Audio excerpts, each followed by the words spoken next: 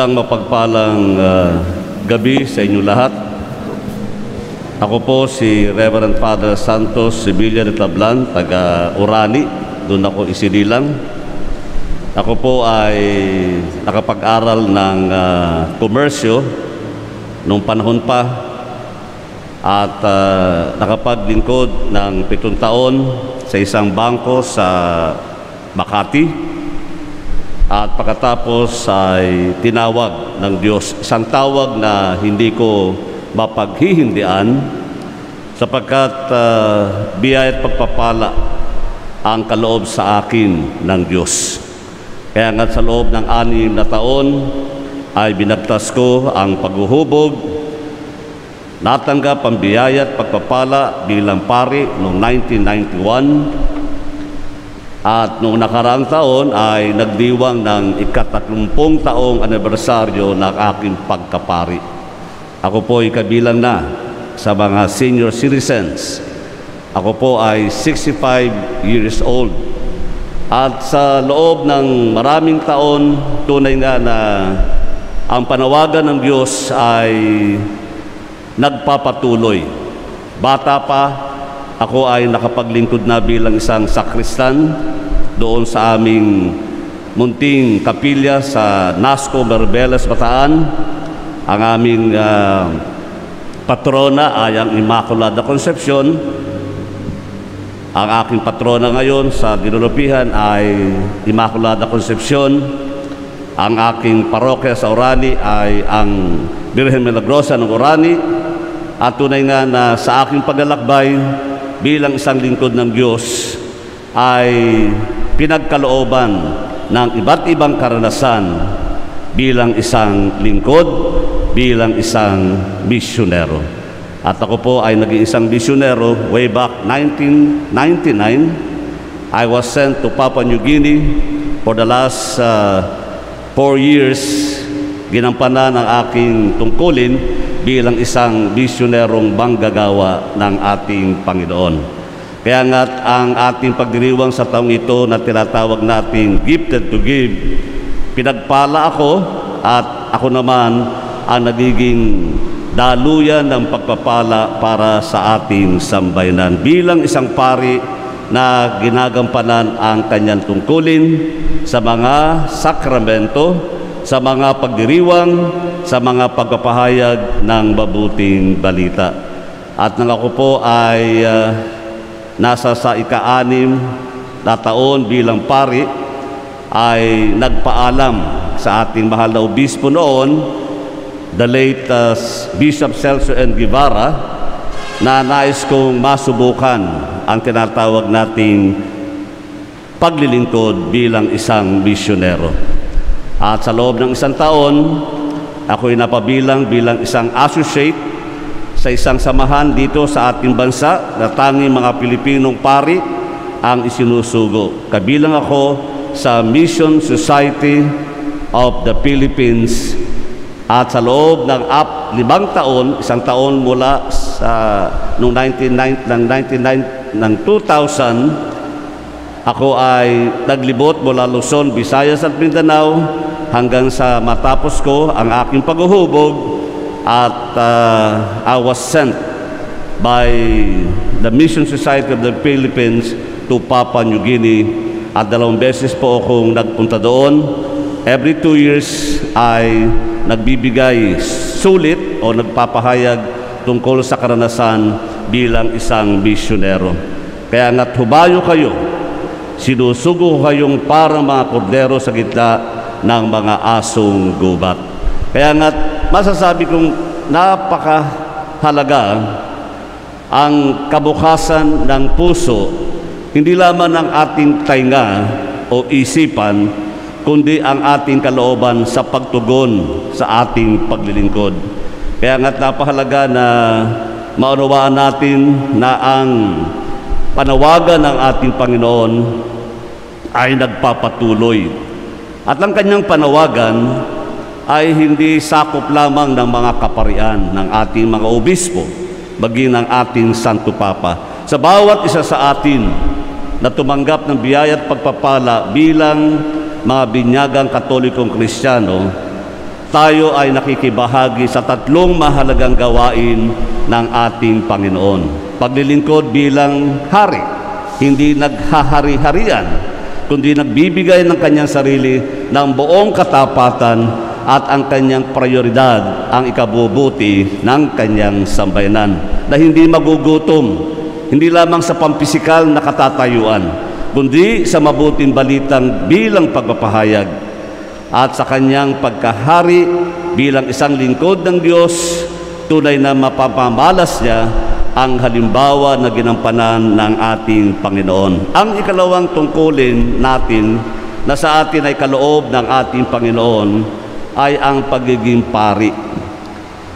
Lahat tayo ay bahagi ng ministry ng ating Panginoon bilang pagpapalaganap ng mabuting balita. Kaya nga sa araw na ito ay ating ipinagdiriwang ang kapistahan ni San Lucas, isa sa 4 na manunulat ng ating mabuting balita.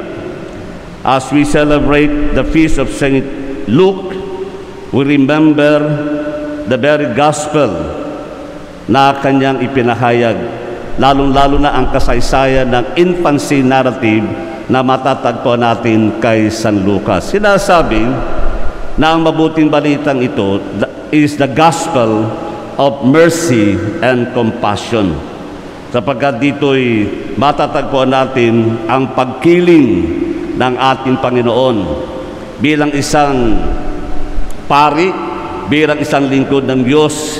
Ang nasa sa puso niya, ang nasa kanyang kaibuturan ng kanyang kalooban ay nakakiling para sa mga mahihirap. Kaya nga't napahalaga na maunawaan natin na the content of the whole gospel is His preferential option for the poor. At ito ang kailangan sana'y bahagi din ng programa ng ating inang simbahan, ang pagpapahalaga sa mga marginalized, sa mga mahihirap, sa mga naaapi sa ating mga kababaihan. Kaya nga't napahalaga na sana'y sa ating pagiging mga Kristiyanong Katoliko, hindi lamang sa certificate bilang binyagan, hindi lamang sa bibig nagbubula ang ating pagiging Kristiyano, kundi nagbubula sa ating puso, nagtutulak sa atin upang ipahayag ang mabuting balita. At ang ikatlong makatotohanang paglilingkod ay ang pagiging propeta. Every Catholic Christian is a prophet. At ang ating pagbibigay ng pagpapahayag sa katotohanan ay hindi sa pamagitan ng pagtanggap ng mga peking balita, kasunungalingan, kundi ang katotohanan ang siyang ating ibubunyag at ilalantad. At ito ang buhay na ginalawa ng ating Panginoon sa gitna ng upasala ng kanyang mga kababayan, in particular the Pharisees and the scribes. Sila yung walang hinangad kundi makatagpo ng pagkakamali. Sa bawat pagpapahayag, sa bawat pagpapakita ng ating Panginoon ng kanyang pagpapahalaga sa mga maliliit. Kaya nga ito ang tungkulin ng isang sumusunod, ng isang tumugon sa panawagan ng ating Panginoon at kanyang ibinahayag ang pagbibigay laan ng kanyang sarili sa kanyang gawain bilang hari, bilang pari, bilang propeta. Kaya nga tatagpuan natin kung saan ay napakahalaga yung pagbibigay laan natin ng ating panahon sa ating mga gawain. Kaya nga may tatlong mahalagang bagay na dapat nating isaisip at marahil ito ang magtuturo sa atin bilang pagpapahayag kung saan ay kanyang isinugo ang 72 mga alagad. And they were commissioned to bring the good news to the poor. Kaya nga dito'y ipinakikita ang kahulugan ng kabutihan ng Diyos na siya'y ang magbibigay kaloob ng anumang bagay sa pangailangan ng kanyang mga lingkod. Kaya nga ipinahayag niya, huwag kayong magdala ng lukbutan, supot o panyapak,